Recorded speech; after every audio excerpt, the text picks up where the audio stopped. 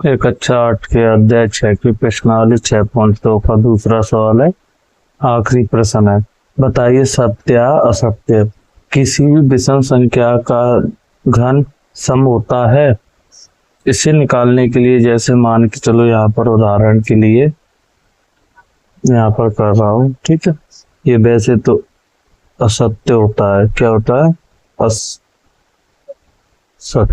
क्या होता है? असत्य। कैसे? जैसे मान के चलो एग्जाम्पल के लिए, एक का घन एक, और फिर उसके बाद दो विषम संख्या का, किसका? एक के बाद विषम कौन है? तीन। तीन का घन, तीन त्रिका 9 होती है 27। तो इनका अंक क्या रहा है? सम है विषम है? क्या है? विषम। तो ये विषम में ही चलेगा। किस में चलेगा? विषम में। तो ये विषम, किसी विषम संख्या का घन विषम ही होगा, ठीक है। उसके बाद अगला है, एक पूर्ण घन दो शून्यों पर समाप्त नहीं होता है। इसमें बताया है कि ये दो शून्यों पर समाप्त नहीं होता। सत्य। क्यों नहीं? क्योंकि जैसे अपने उदाहरण के लिए मान के चलो कि 10 का वर्ग है, 10 का घन है। 10 का घन कितना हुआ? 10 दूनी 10 का वर्ग 100, और 100 में 10 का करेंगे तो 1000। कितना? 1000। ऐसे 20 का घन करोगे तो कितना आएगा? कितना आएगा? 20 का घन करोगे तो 8000। तो उसने क्या बोला है? दो शून्यों पर। कितने शून्यों पर? ये लिखा है कितने शून्यों पर? दो शून्यों पर समाप्त नहीं होगा। तो यहाँ पर कितनी आ रही? तीन। तीन आ रही है ना। तो उसने बोला नहीं। अगर बोलता है कि दो शून्यों समाप्त होता है तो होता सत्य। उसने बोला नहीं, नहीं है तो सत्य। मतलब 3 पे होता है, 2 पे नहीं होता। अगला है तीसरा, यदि किसी संख्या का वर्ग 5 पर समाप्त होता है तो उसका घन 25 पर समाप्त होता है। इसका मतलब ये असत्य। कैसा है? असत्य। नहीं होता। कैसे नहीं होता? उदाहरण के तौर पर मैं बताता हूँ। ये दूसरे का, ये तीसरे का देखना। जैसे मान के चलो 5 का वर्ग होता है 25 होता है, ठीक है। तो जबकि 5 का घन निकालें तो कितना होगा? 125 होगा, ठीक है। ये हो गया पहला एक उदाहरण। एक और लेके चलते हैं। जैसे मान के चलो यहाँ पर लेके चलेंगे 15। क्या? 15 का वर्ग 225। ये तो सही। पर 15 का घन कितना होता है? 15 का घन जैसे मान के चलो तुम्हारा होता है 3775। कितना होता है? 3775। तो हम कह सकते हैं कि यहाँ पर क्या है, जिसका वर्ग होगा उसका है 25, मतलब वर्ग 5 पर समाप्त। तो 5 पर समाप्त नहीं होगा ना, घन 25 पर समाप्त होगा। तो इसका मतलब ये असत्य है। ऐसा कोई घन नहीं है जो 8 पर समाप्त होता है। ऐसा कोई घन नहीं है जो 8 पर समाप्त होता है। असत्य।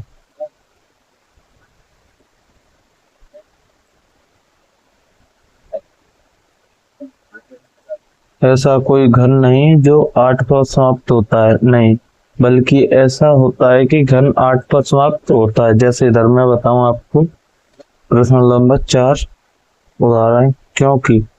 क्योंकि 12 का घन बराबर होता है 1728, और 22 का घन बराबर होता है 10,648। दोनों किस पर हो रहे हैं? 8 पर समाप्त हो रहे हैं। किस पर समाप्त हो रहे हैं?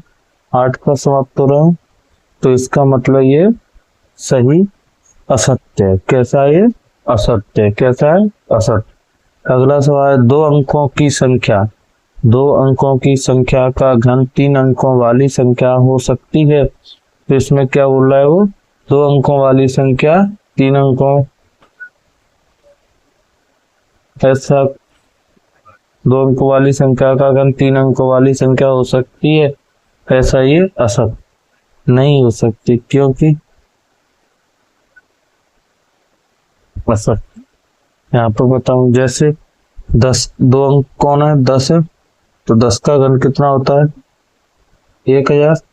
ऐसे मान के चलो दो अंक में 11, 11 का कितना होता है घन? 1331। इससे अपन कह सकते हैं कि दो अंकों वाली संख्या का हमेशा 4 अंकों में घन होगा, कितने अंकों में होगा? 4 में, 2 में या 3 में नहीं होगा, तो ये असत। 2 अंकों की संख्याओं के घन में 7 या अधिक अंक हो सकते हैं। इसमें अपन ने कहा क्या है? 7 या अधिक अंक हो सकते हैं, असत। कितना?